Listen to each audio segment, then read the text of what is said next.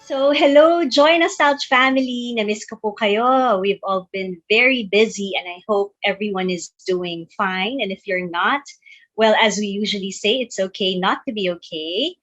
However, we continue to hope and we continue to try to be strong by God's grace. So, today, my topic is finding joy in reaching out. And I would like to share my slides with you right now. So, our title is Finding Joy in Reaching Out. I think it's very important for us to see ourselves in other people. And we know this to be a very basic belief when we review what we call the golden rule. So, it is a universal belief. And just to make sure that we all know what it is, and I do think we know what it is, we would not want others to do unto us what we would not want um, those things done to us, right? Them to do to us. And we would like others to do unto us what we would like. Um, tama ba yung aking iniisip? Tama, no? In other words, we put ourselves in the shoes of the other person, di ba? Kung ayaw nating gawin sa ating sarili, huwag nating gawin sa ating kapwa. Yung gusto nating gawin sa atin, then yun din ang gagawin natin sa iba. In short, if we want to experience goodness, we also want to be able to share that goodness with other people. However, that is very ideal, right? Because it doesn't always happen that way. Nevertheless, regardless of how other people treat us, we are still invited to see ourselves in the other person. So we are often reminded, I am another you. Kahit na yung pagtingin natin sa ibang tao ay iba naman ang itsura nila. When I see Jello, for example, there, ang ganda ng background niya sa bahay niya, no? Hindi naman kami magkamukha ni Jello, di ba? Magkaiba yung edad namin. We have a different set of parents and we have unique experiences. But both of us have been made by our Creator, and we both know how it is to feel sad. We both know how it is to feel angry. At ang bawat isa po sa inyo, I'm sure you have experienced a myriad of and a range of emotions. So, tayo, kahit magkakaiba, kahit na unique po tayo sa bawat isa, ay ginawa ng Diyos at we all want to be respected, right? We have all been made with dignity by our Father God. So I am another you. And this calls for not only yung bang empathy, but really listening to the other person and considering that, oo nga naman, kung ako nasa lugar niya, ano kayang mararamdaman ko? Ano kaya yung mga ninanais ko sa buhay? Ano kaya yung mga aspirations and frustrations ko? Of course, Mark 12:31, that's a very Christian teaching. You shall love your neighbor as yourself. Ang ganda, no? Psychologically, it is sound, at the same time, very spiritually grounded. You shall love your neighbor as yourself. Now, meron pong naging study, and this is according to Harvard Business School professor Michael Norton and his colleagues, questioned 632 Americans about how much they earned and how they spent their cash. So nagkaroon sila ng pag-aaral na yan. And they also asked them to rate their own happiness. And here we can see a scientific study of people showing that kapag sila ay nagbibigay sa kanilang kapwa, they actually feel happy. Now, according to this study, regardless of income level, those people who spent money on others reported greater happiness, while those who spent more on themselves did not. So it's a very good question to ask ourselves, no? Tayo kaya? Baka siguro sabihin natin, sila yon, mga Amerikano sila, no? Malamang sa ibang bansa, mas pataas yung sweldo nila. I mean, we're just considering income in terms of where we live, right? So some people might say, okay yan kapag your income is enough to cover all your expenses. But what about the poor people in our country? Will that hold true for them as well? Well, we have seen in the news people who have not been earning that much, and yet nakita natin nagbibigay pa rin sila kahit yung iba na mga pulubi, parang nakikita natin sa mga nababalitaan natin, they want to be able to share what they have, whether it is in terms of time, talents, or treasure.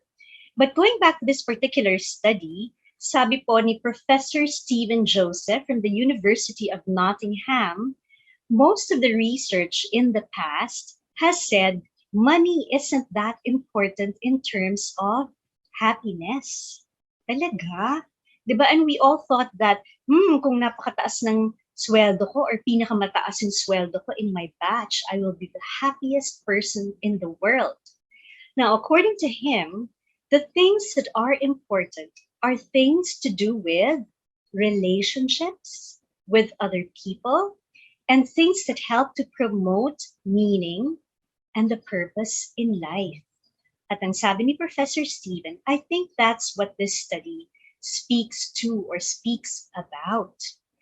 And when we think about it, kahit naman tayo, when we analyze things, we want to earn money, probably not because of just wanting to have a high income or really having a fat bank account, but because we want to be able to have resources to provide for our loved ones, diba?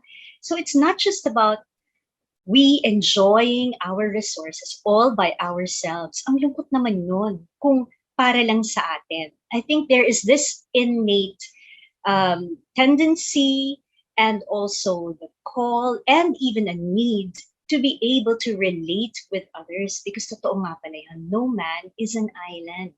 Kaya sinasabi nila, love is something that we give away. Hindi ba yung awit na, love is something that you give it away, give it away, give it away. Love is something that you give it away and it all comes back to you. Makes sense, di ba? It all comes back to you because there is that sense of satisfaction. There is that sense of inspiration when you know you're able to share with other people. So kahit na yes, we have to love ourselves in a healthy way, we have to take care of ourselves, pero walang kabuluhan yan kapag para sa ating lang lahat. We really are called to share with others. Now, sabi ni Mahatma Gandhi, para universal tayo, no? Meron tayong Christian perspective, meron tayong golden rule, meron tayong kay Mahatma Gandhi. The best way to find yourself is to lose yourself in the service of others. Yan. So you might say, pero Miss Ilsa, baka naman minsan ito ay para lang sabihin ng mga tao, wow, napakabait niya, no? Kasi meron tayong mga alam na ganun. Paminsan, lalo na kapag election period, exciting na, no? Nag-aabang tayo, sino ba yung mga tatakbo ngayong election na ito, no? At paminsan, we wonder, ito ba talagang nagbibigay mula sa kanyang kalooban o ito ay nagbibigay para iboto lang, no? So, minsan, we have these suspicions of other people na, oh, this is too good to be true.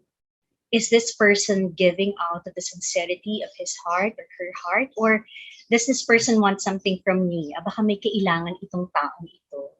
Siguro uutang siya in the future. Siguro meron siyang hihingi na connection sa akin, kaya siya nagbibigay sa akin. So, sometimes we are suspicious of the motivation of other people. But Mahatma Gandhi says, it's to lose ourselves in the service of others, meaning to say, hindi tayo partikular dun sa dapat may makuha ako mula sa iyo. It's a very genuine intention of wanting to reach out to others. You discover about your goodness and your virtues. So actually, meron at merong kabuluhan pagsisisi sa ating kapwa. It comes back to us in the sense that we realize, wow, God has gifted me with this goodness deep inside, and I am truly a reflection of His goodness, not merely my own goodness, but that God is alive in me. No? So when we reach out to others, we see this goodness being dynamic and alive. Now, sabi pa ni A.W. Tozer, the ideal leader is one who hears the voice of God and beckons on as the voice calls him. Tingnan natin yung paghihimay ng description na ito ni A.W. Tozer regarding the ideal leader. A servant leader. When we say servant leader, we speak of someone who wants to serve first, not just someone who wants to lord it over other people and say, I have the power, so you do what I want. That's not a really good leader. In fact, it's not an ideal leader. And you might even say that's not a leader kasi nagdidikta lang siya. Pero a servant leader goes out of his way to address the needs of the people he is influencing. No? So a servant leader has the heart of a servant first. And because of that sincerity of intention, he is catapulted or given that position of accountability and influence. So una, when we speak of a servant leader, he is someone who experiences the love of God in his life.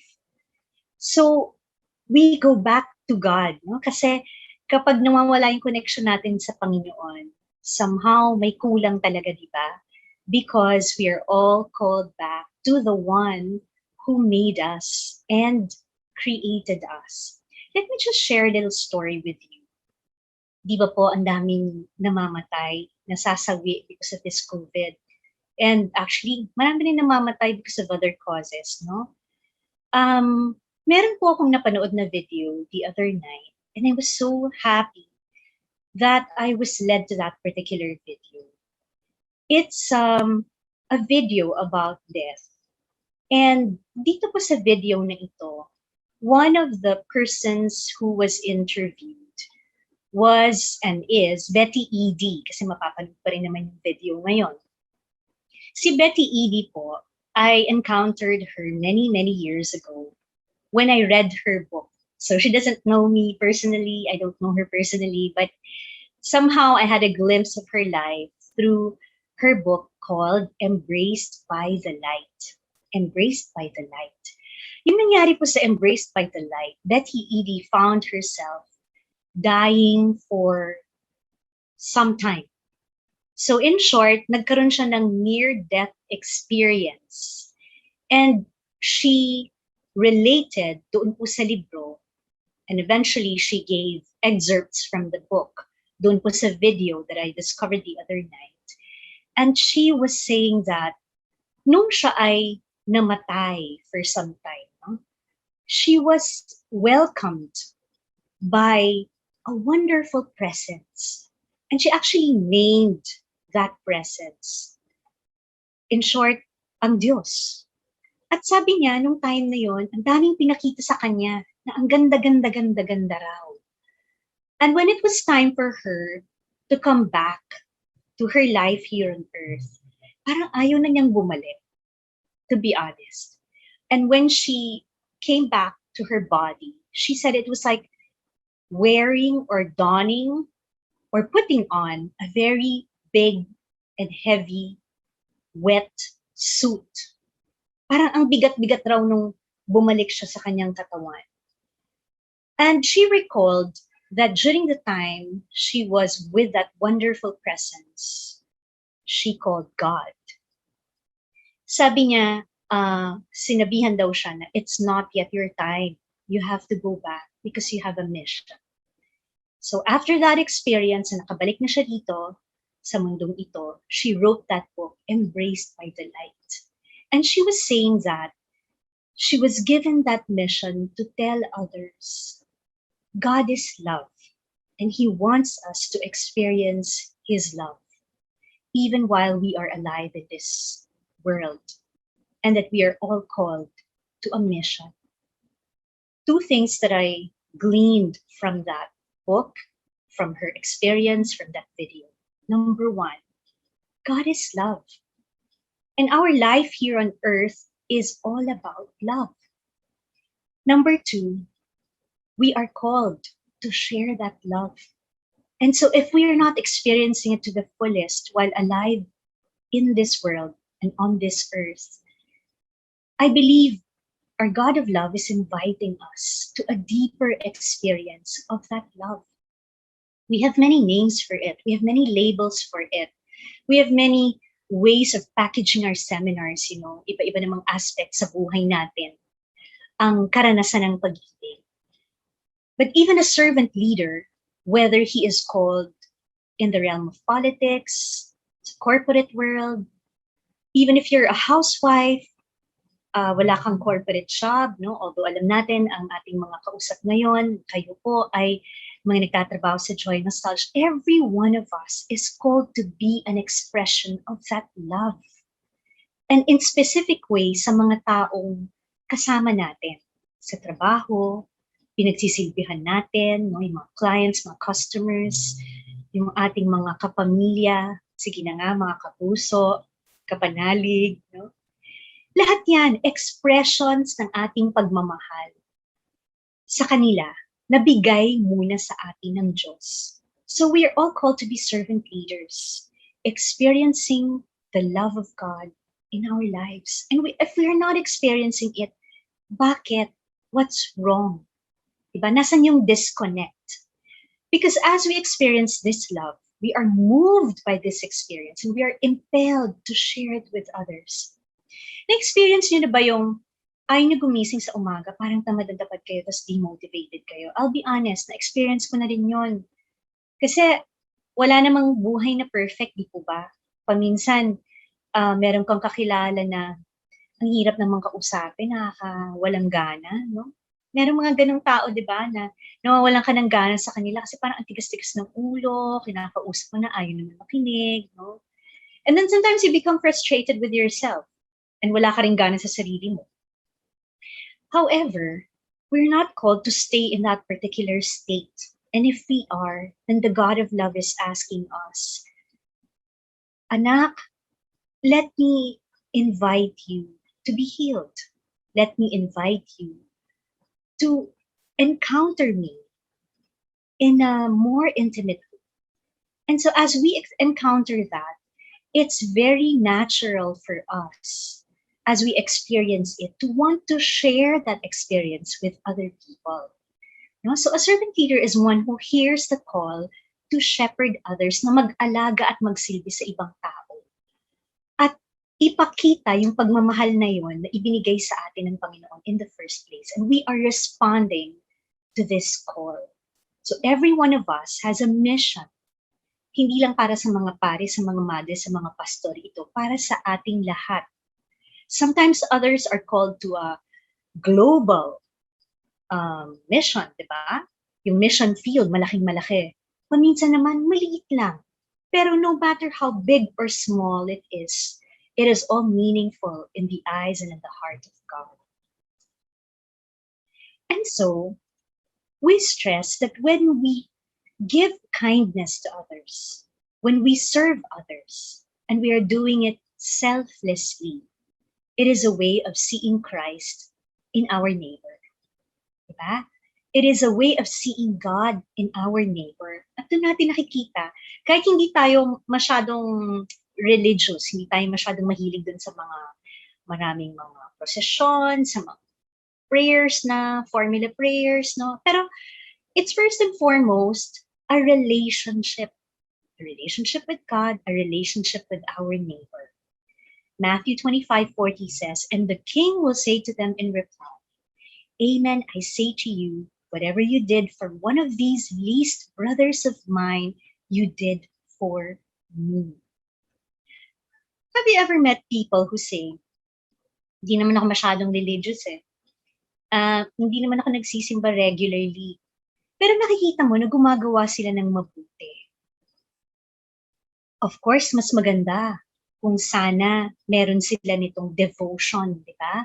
Kung sana, kung sila ay napanganak na Catholic, na sana makita nila yung beauty of the sacraments. Kung sila ay napanganak na Christian, sana makita nila yung beauty ng kanilang faith in its fullness. Pero let's not think that, ay wala ang Diyos sa kanila because in the first place, ginawa sila ng Diyos. Pangalawa, they are living the love of God in their lives by being good to others. Sana lang mapalalim pa yung kanilang pagpapakita ng pagmamahal na yon sa pamamagitan ng kanilang realization that, wow, there is a God because He is moving among us. Gumagamit siya ng mga instrumento upang ipadama yung pagmamahal na yon. sa atin. And tayo, ginagamit bilang instrumento na yon. Hindi ba dito sa konteksto ng Matthew 25:40, ito yung when I was hungry, you gave me food. When I was in prison, you visited me. So yan pala yun. Yung kapag may isang taong lumapit sa'yo nangangailang and you reach out to that person. Kung hindi man pera ang maibibigay mo, let's say hindi ka naman makakapagpautang or hindi ka naman makakapag-donate ng pera, no? And syempre, we are also discerning when it comes to utang kasi marami nag-aaway dyan dahil may mga taong hindi naman talaga nagbabayad ng utang lang ng utang.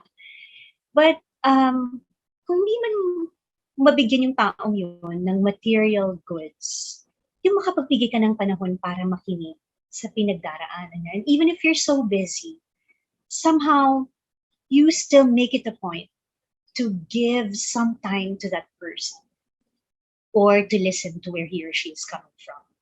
Like, for example, there's somebody who said, Miss Ilsa, pwede bang magkaroon ng healing session yung father ko with you and our family also?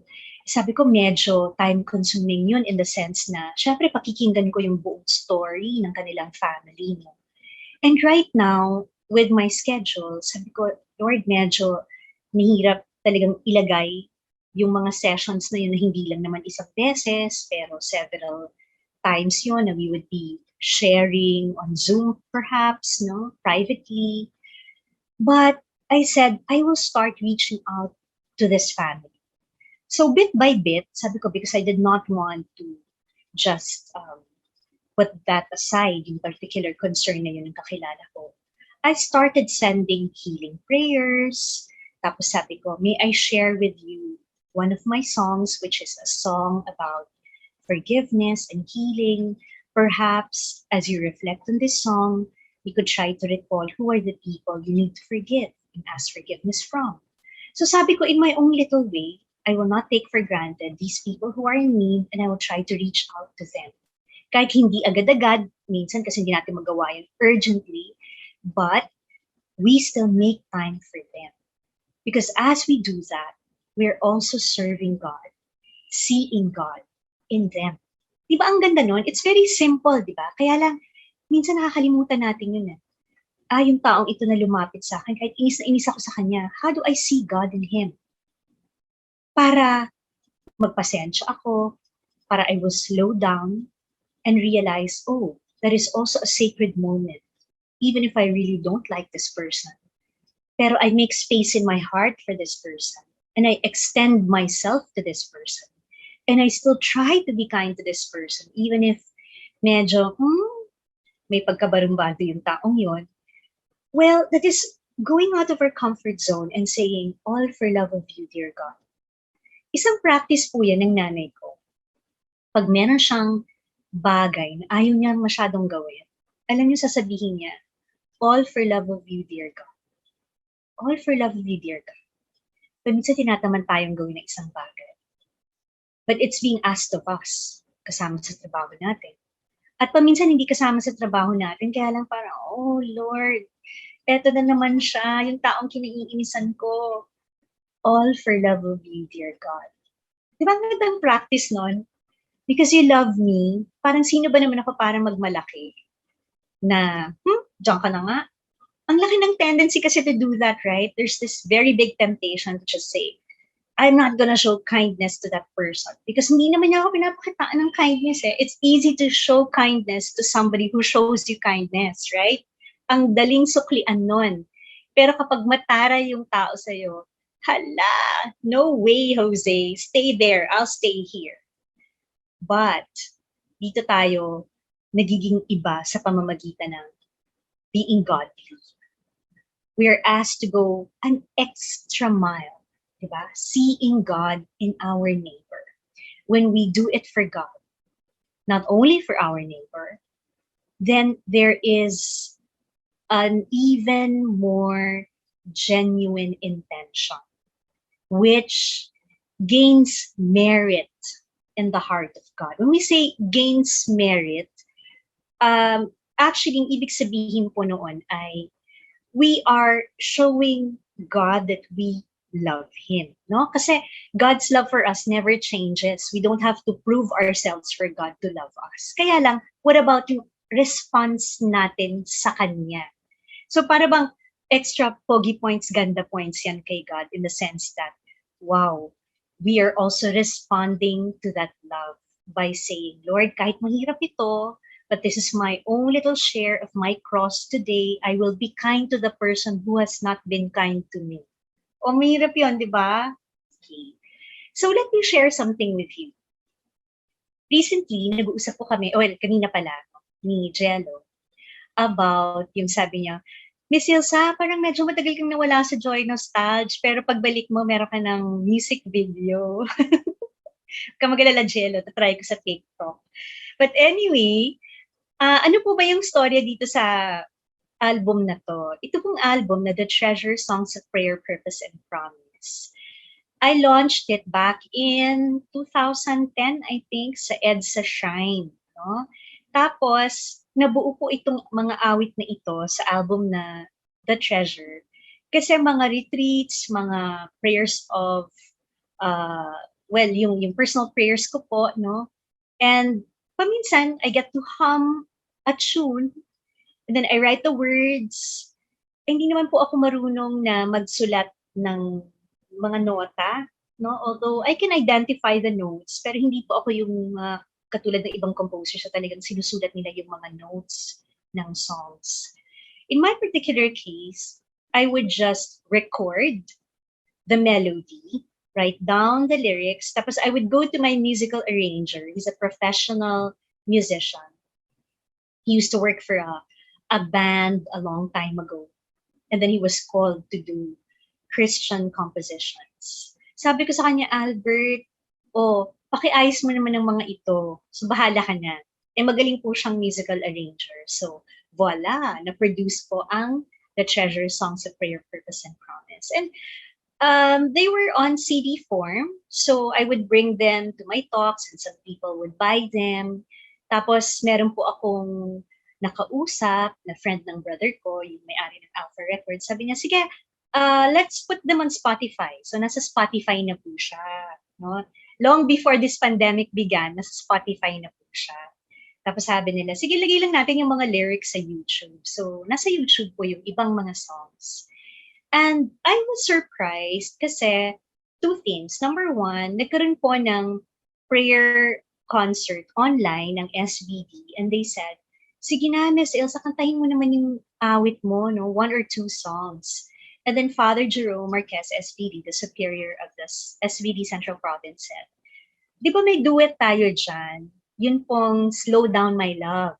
Slow Down My Love is a song which is meant to be a contemplative love song of the Lord to all of us. And I chose Father Jerome to sing with me because I needed a male voice para the song becomes universal, that it appeals not only to women but also to men, no? Kasi yung pagmamahal na yun, it's not meant to be a romantic kind of love. It's meant to be the love of God, which is bigger than romantic love for all of us. So, sabi ni Father Jerome, sige, mag-shoot tayo. A few days before it was shown on YouTube, nag-shoot po kami dito sa Pink Sisters. May social distancing naman. Tapos after that, yun na, ilabas na po yung music video and people started to say, wow, it's so calming. Thank you so much. I was getting goosebumps as I was listening to the song, as I was watching it, no?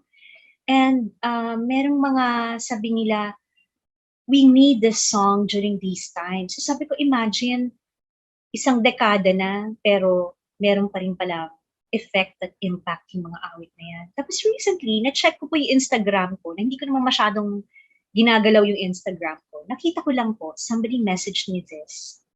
Your music inspired me to get back on my feet after heart surgery. It helps me beat anxiety. It gives me hope to keep going. I had a hole in my heart kasi inoperahan pala po siya. No? So, marami siyang challenges, not only emotionally, but physiologically. And this person reached out to me and said, just wanted to say hi and thanks. Actually, marami pa po siyang mga nilagay doon. Pero, I was really moved when I saw these words. Tapos sabi ko, Lord, you really have a way of affirming us when we are trying to do our part. And I said, when I made these songs, I simply wanted to share the goodness of God. And because, sabi niya, meron daw akong gift of singing, ginamit ko naman. Tapos dahil nga may mga tunes playing in my mind, sabi ko, why not, di ba?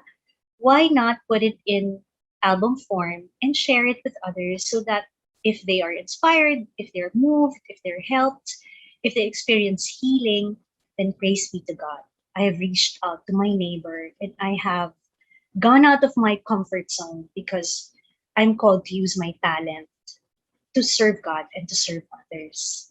So kayo po, ano po yung mga gifts na binigay ng Panginoon sa inyo na probably hindi nyo pa na-maximize, hindi nyo masyado nagagamit, na inaanyayahan kayo ng Panginoon to use those gifts to help others. It's a way of reaching out to them.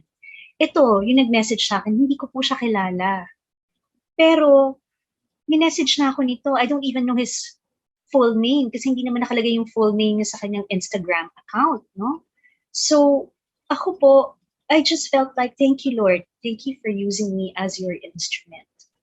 And we are, of course, first called to share God's goodness, God's kindness to the people around us. But we are also called in other ways. Sometimes we will be affecting people we do not even really know.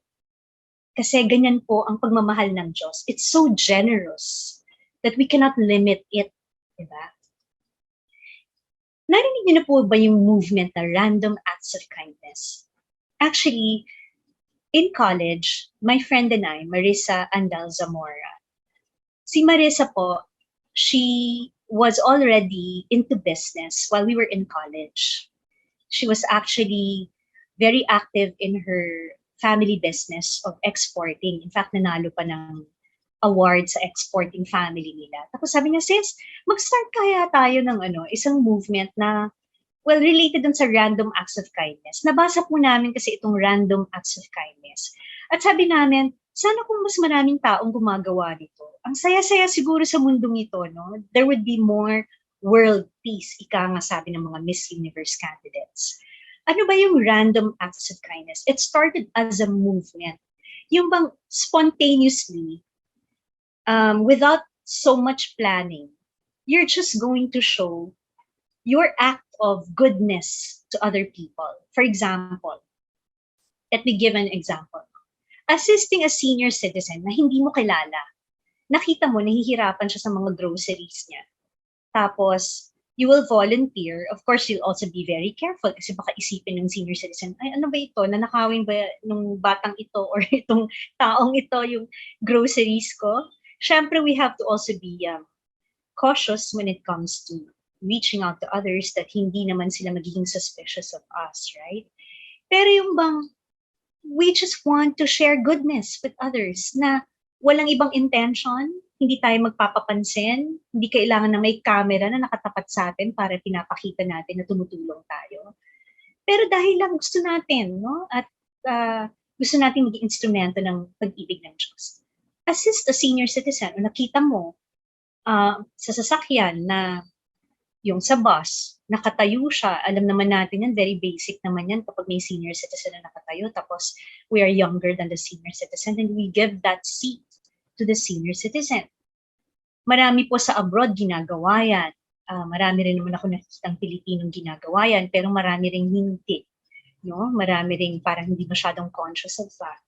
Assisting a senior citizen, or for example, surprising the guard with food. Yung kagagaling mo lang sa pantry, kagagaling mo lang sa isang kainan, or bumili ka ng food, tapos bumili ka ng extra, and then bibigay mo kay manong guard. No? Doesn't have to be every day, pero random act nga eh. So niisip mo na, okay, I'm just gonna give it to this person. Paying for the parking fee of the person in the car behind you. Naisip mo bang gawin yun? Paying for the parking fee? Hindi naman niya ako kilala. Paying for the parking fee? Ang dami ko ng gastos. Pero yung bang, wala yung qualms na 50 pesos, di ba? Isang beses. Why not? Give a bigger tip to the rider. Ako po, madalas ginagawa ko po ito. Di ba, kailangan natin yung mga riders ngayon to deliver our goods and to purchase for us. Ang hirap kaya po ng trabaho ng mga riders. So ako, I make it a point, kapag lalo na ang ganda-ganda ng service ng rider ngayon, talagang tinataasan ko. Alam niyo, one time, merong isang rider, may pinadala po ako sa UST. Dun sa nilagay kong gate, exit pala yon. So he had to go around para makahanap ng entrance. Pero hindi naman niya tinaasan yung charge. Basta nakalagay pa rin naman na yun yung charge. Tapos sabi ko, Manong, kuya, chinat ko kasi siya. Since iba palang entrance yung gagamitin, dinagdagan ko po yung tip ko para sa inyo. And actually, binigyan ko na siya nung pumunta siya dito sa bahay to pick up the stuff na dadalhin po sa UST. Tapos alam niyo, sabi niya sa akin, thank you, ma'am. God bless you. Sana all.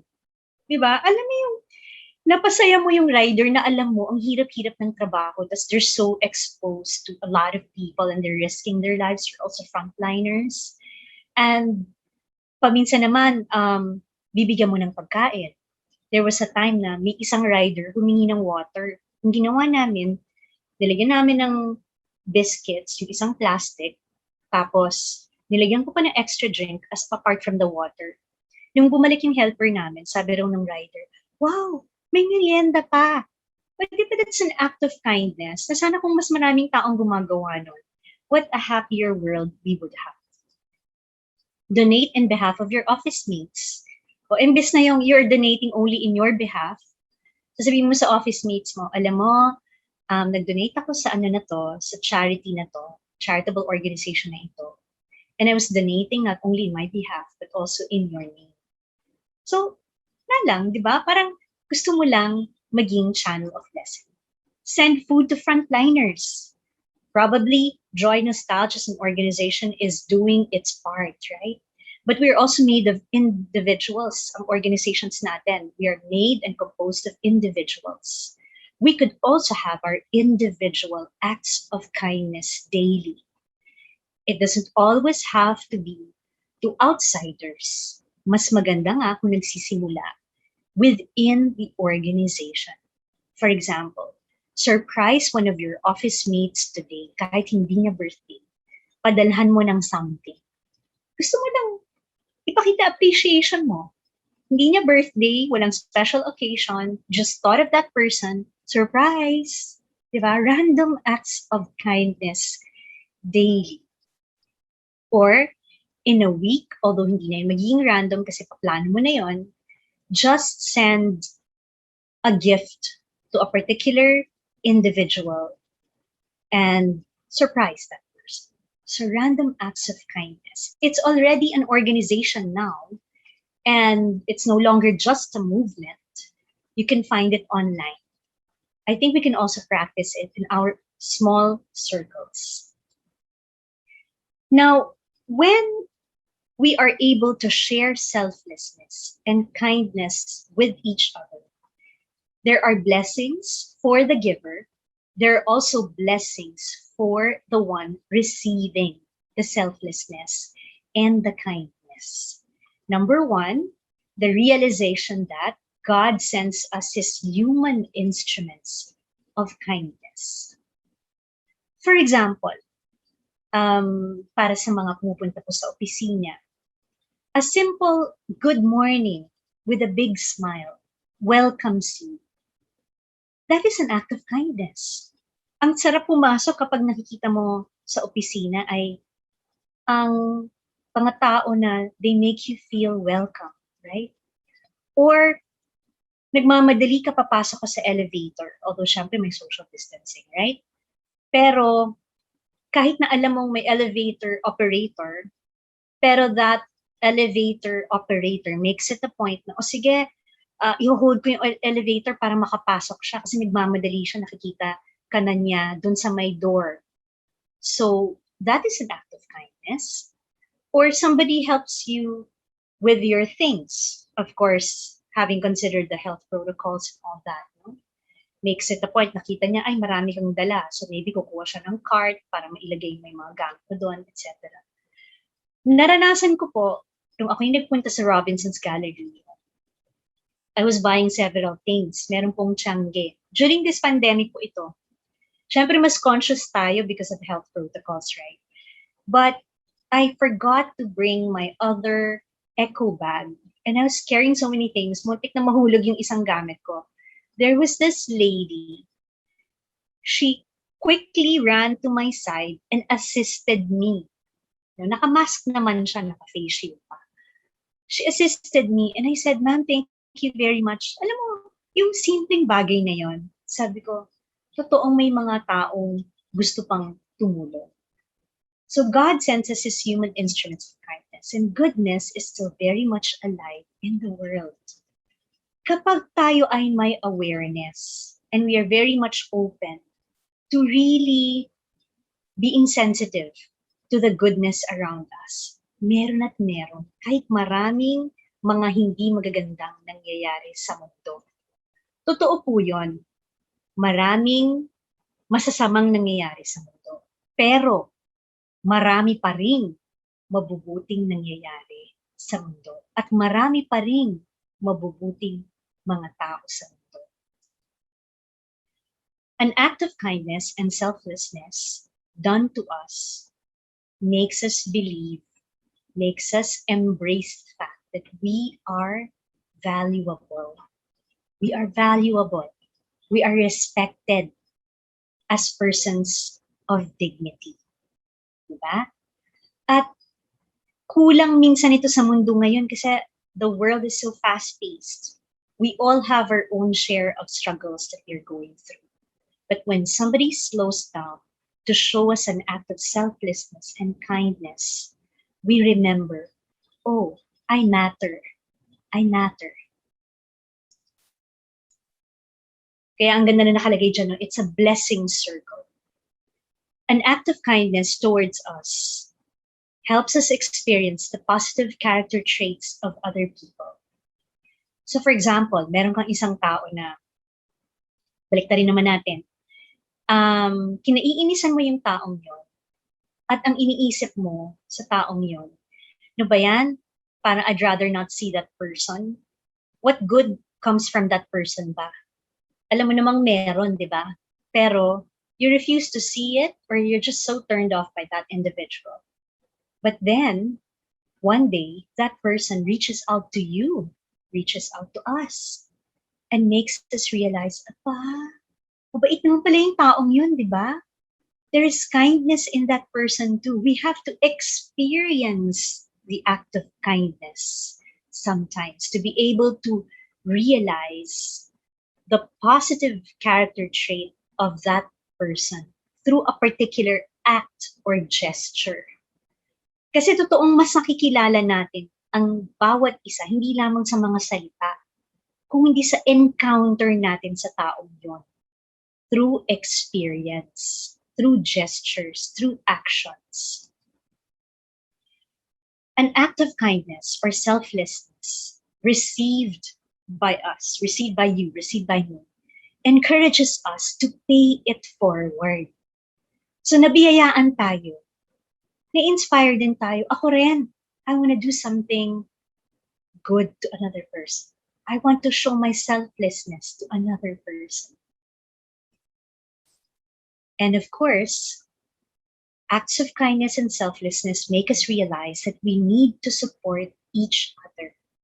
We especially need this today, when so many people are feeling down and doubt could be increasing. Diba? Even if we do a lot of self-motivating statements, ay paminsan talagang, wow, ang bigat dali ng mga problema.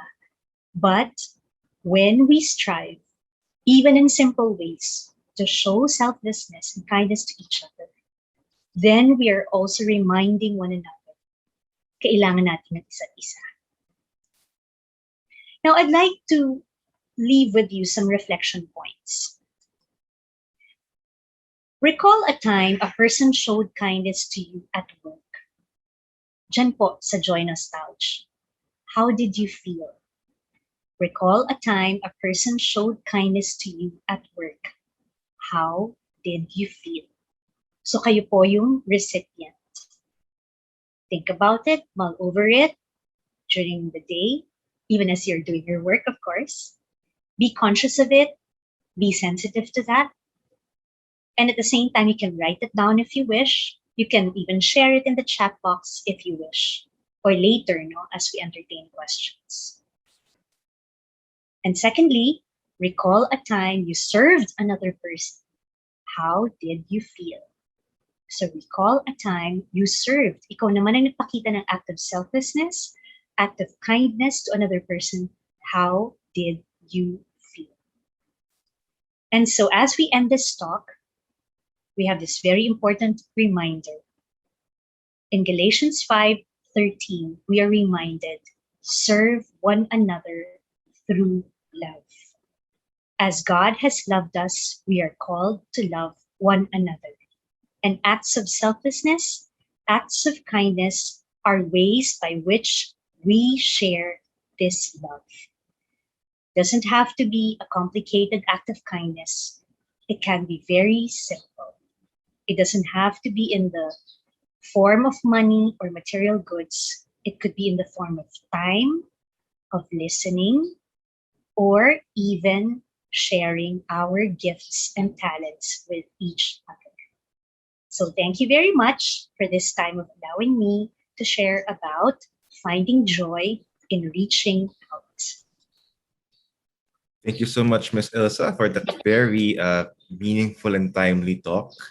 It's good that you reminded us that we must always remember that we work with human beings. Diba? We in the corporate world, sometimes things can be so busy, so hectic, and all we may think about are our requirements, are the numbers, diba? The things we need to do, our checklist, that we forget we interact with people every day. And so wherever we are put, we are called to serve God by serving those around us, from our colleagues to those in need in society. So Ms. Ilsa, thank you so much for reminding us of that. No? And for this morning, we have panelists who would like to share their thoughts or even ask questions. So our first panelist is my group mate. She's also from the ODG. She is the Recruitment Management Officer from the RMU. She is Miss Reg Vargas. Hi, Reg. Morning. Hello, good morning, Zay and Z. Good morning, brother. Good morning, Miss Ilsa. Morning. Thank you very much, Miss Ilsa, for that very timely talk and for sharing your wisdom to us.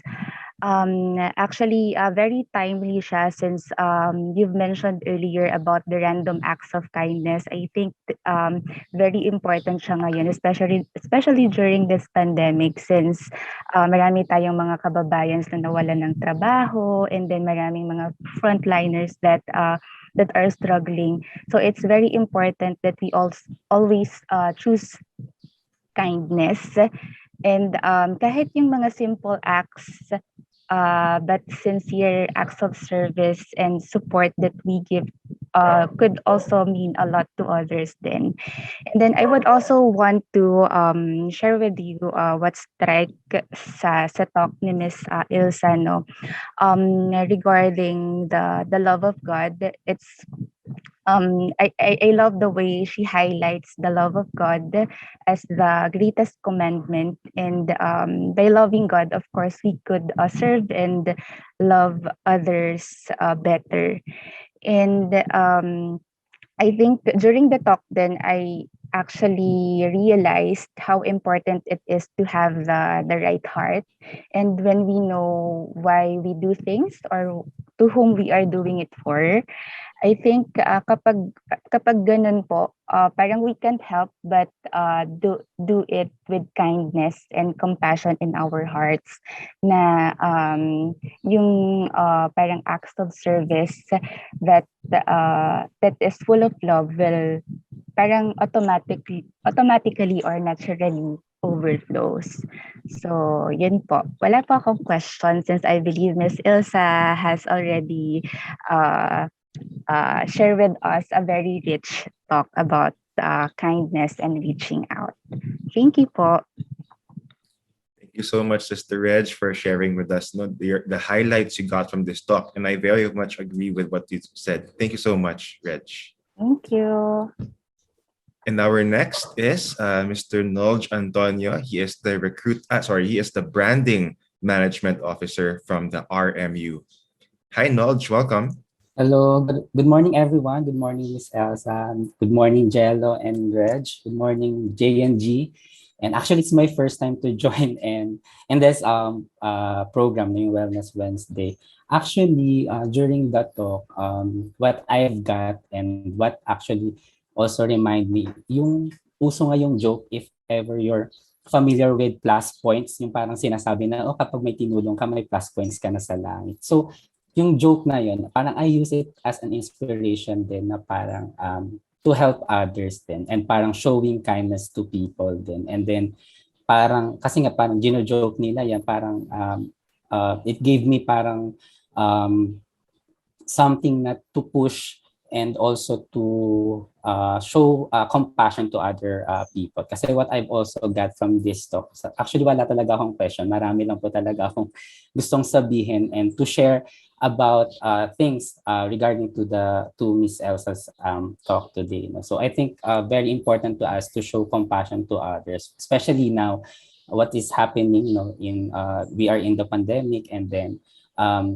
and showing compassion then it will push people to work hard kasi compassion towards people who are struggling right now, compassion towards people who lost their job, compassion towards the people who died because of the pandemic. And I think show compassion by validating people's feelings kasi every people struggling right now and they're valid, I think naman. And I think that if people are compassionate enough with people who are struggling and suffering, it is when they perform better because they do not only think about themselves, but they think about the people around them. And you have to be compassionate because you put other people first more than yourself. And one thing now is, especially now, it's very timely and with coming the election next year, one of the important things to show compassion, especially now, by registering to vote and choose the right leaders for this coming election. So yun lang po. Tama yan, Nolj. Choose the right leader. Diyos ko, maawa kayo. Wow. So thank you, Nolj, for deepening our discussion on that and for bringing up the elections. So tama, a way to show our compassion, diba? Very much evidently in a society is by registering to vote and by choosing the right leader for this country. So thank you, Nolj, for that. No, and also I'd like to also mention that how this is very much intertwined with our value of dynamism this month. No, dynamism calls us to be creative, calls us to find opportunity, and of course there are many opportunities to serve other people wherever you are, employee, housewife, business owner. There will always be opportunities to serve. We just need to be creative and active in searching for those opportunities. So once again, Nolj, Reg, thank you for being with us this morning. Thank you to our attendees who joined us this morning. I hope that this webinar gave you your weekly dose of wellness, of joy, and motivation, no? To not just do your best in your work, but to go out of your way and be kind to those around you. And of course, Miss Ilsa, thank you so much for spending time with us. We really appreciate having you with us. Maybe when we have you back again, mayroon ka ng live concert tour, no? Platinum record na yan. So, sige po. We will look for that CD. So thank you, Miss Ilsa. Thank you very much, Jello. Thank you, Regine. Thank you, Nolj. And of course, the J&G family. God bless you all. Ingat po palagi. And I'm keeping you in my heart and in my prayers.